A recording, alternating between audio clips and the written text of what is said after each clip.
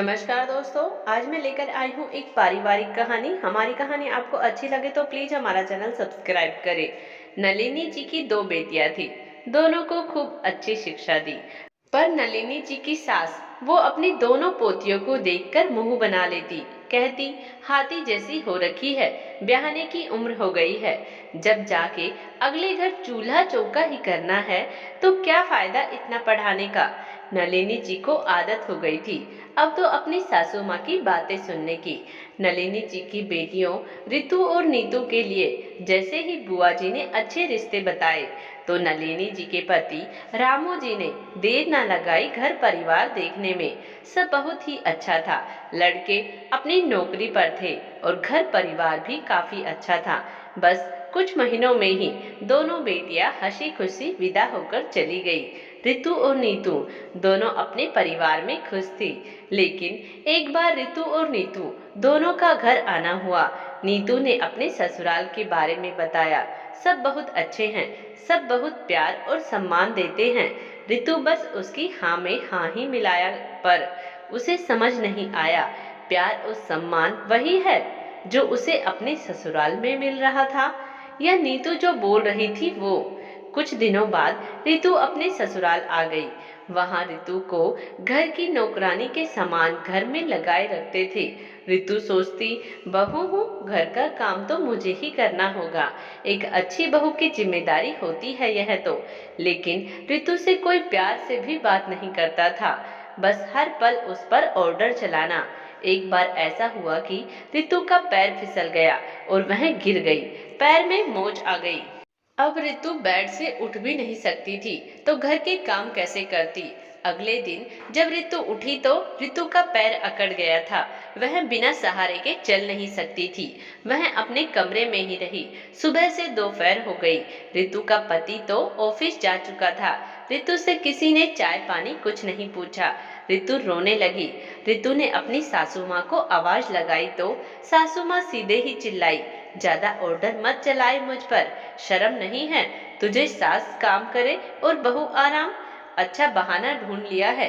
शाम को जब पति घर आया तो रितु ने पानी के लिए बोला तो पति ने भी एक पल में ही जवाब दिया कि एक तो ऑफिस से आया हूँ, मुझे चाय पानी पिलाने की बजाय तुम मुझ पे ही ऑर्डर चला रही हो।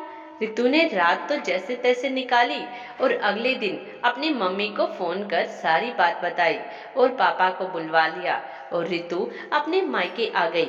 घर आकर रितु रोने लगी, मुझे उस घर में अब नहीं जाना जहाँ मेरी इज्जत नहीं, वहाँ मेरा दम घुटने लग गया। अब मैंने बहुत सहन किया, पूरा 1 साल निकाल दिया। सोचा बहू की जिम्मेदारी होती है ये सब, लेकिन क्या उनकी इतनी जिम्मेदारी नहीं। उन्होंने तो बस मुझे काम करने वाली मशीन ही समझ लिया था। लेकिन अब ज्ञात होगा उन्हें। घर वालों ने रितु का साथ दिया। कुछ दिनों बाद रितु का जब पैर ठीक हुआ तब दादी घर में बस सारे दिन बड़बड़ाती रहती। पैर का बहाना लेकर आई थी, अब तो ससुराल चली जा, शर्म नहीं है। मैंने तो पहले ही कहा था मत पढ़ा इतना बेटियों को, पर नहीं, अब इन्हें चूल्हा चौका करने में भी इज्जत चाहिए।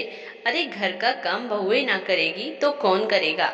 ससुराल तो जाना ही पड़ेगा, हम औरतों को सब सहन करना पड़ता है। इतने में ही नलिनी जी ने सासू माँ की बात काटते हुए कहा, माँ जी, आप औरत होकर ऐसी बातें करती हो। आखिर एक औरत को औरत की तकलीफ समझनी चाहिए। पर आप तो। इतना कहकर नलिनी अंदर आ गई।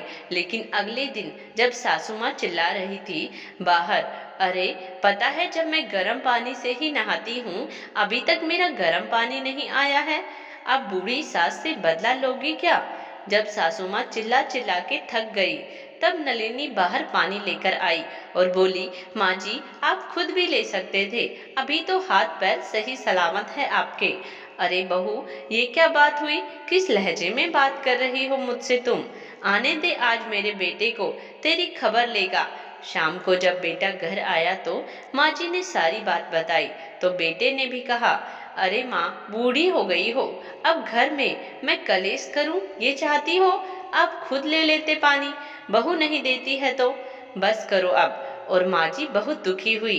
बेटे बहू मुझसे अच्छे से बात भी नहीं करते। इस घर में मेरे रहने का मतलब क्या है, जहाँ मेरा इतना मान सम्मान नहीं। मैं इस घर में नहीं रहना चाहती। और शाम को जब सभी घर पे थे, तब माँ जी ने फैसला सुना दिया, मैं इस घर में नहीं रहना चाहती। मुझे तो वृद्धा आश्रम छोड़ आ बेटा, जहाँ मेरी कोई इज्जत नहीं, वहाँ मेरा दम घुटता है। नलिनी बोली, माँ जी आप तो जल्दी ही परेशान हो गई। कुछ ही दिनों के बुरे व्यवहार में आप घर छोड़ने को तैयार हो गए। रितु ने तो फिर भी 1 साल से ज्यादा समय काट लिया वहाँ। जब उसकी सारी सहन शक्ति खत्म हो गई, तब जाकर रितु अपने मायके आई है। और यह सब एक नाटक था। माँ जी हम तो आपकी अभी भी उतनी ही इज्जत करते हैं। ये सब आप रितु की तकलीफ समझ सके, इसीलिए किया था हम सब ने। नलिनी के पति ने भी अपनी माँ से माफी मांगी। तब माँ जी ने कहा, रितु माफ कर दे बेटा, दूसरों की तकलीफ समझ जब आती है जब खुद पर बीते। और आज मुझे समझ आ गया है, मैं तेरे फैसले में बेटा तेरे साथ हूँ। तेरी हिम्मत बनकर। और रितु को गले से लगा लिया। दोस्तों आज की हमारी कहानी आपको कैसी लगी कमेंट बॉक्स में जरूर बताइएगा और प्लीज हमारा चैनल सब्सक्राइब करें। धन्यवाद।